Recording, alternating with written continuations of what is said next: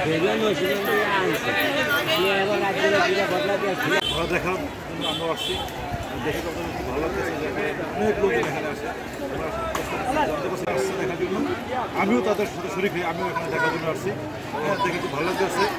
এবং আমি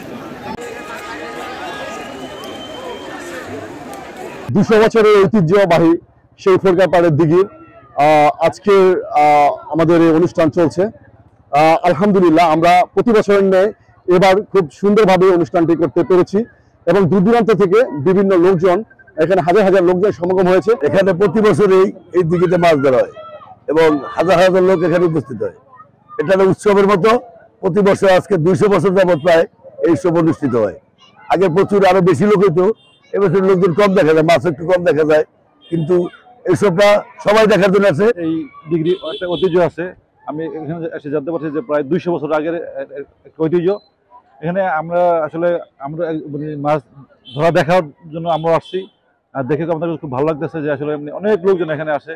আমরা জানতে পারছি যে এই দিঘির মাছ ধরা কেন্দ্র করে এখানে একটা উৎসব আমেজ বিরাজ করছে। 200 বছরের পুরানো ঐতিহ্য, যে গ্রামের যেই ঐতিহ্য কৃষ্টি কালচার আজকে তারা যেভাবে ধরে রেখেছেন, যেভাবে একটি আনন্দমুখর পরিবেশে প্রতি বছরের ন্যায় এই বছরও সেই হাজার হাজার জনতা এসে আজকের এই মাছ ধরা উপভোগ করছেন, দেখছেন এবং এই আশপাশের মানুষ এটাকে একটি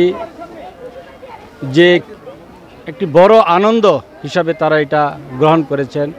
এই এলাকার যত আত্মীয় স্বজন আছে যে যেখানে আসেন, আর 2 দিন আগের থেকে তারা তাদের আত্মীয় স্বজনের বাড়িতে এসে এই আনন্দটি উপভোগ করতেছেন। সার্বক্ষণিক এটাকে পর্যবেক্ষণ করি যাতে করে কোনো ধরনের শান্তি শৃঙ্খলা বিঘ্ন না ঘটে। আমরা সেভাবে সচেষ্ট আছি এবং সার্বিকভাবে সহযোগিতা করতেছি। এই সুন্দর এবং গ্রামের ঐতিহ্য ধরে রাখার জন্য আমরা এই সার্বক্ষণিক সেই ব্যবস্থাটাই করছি।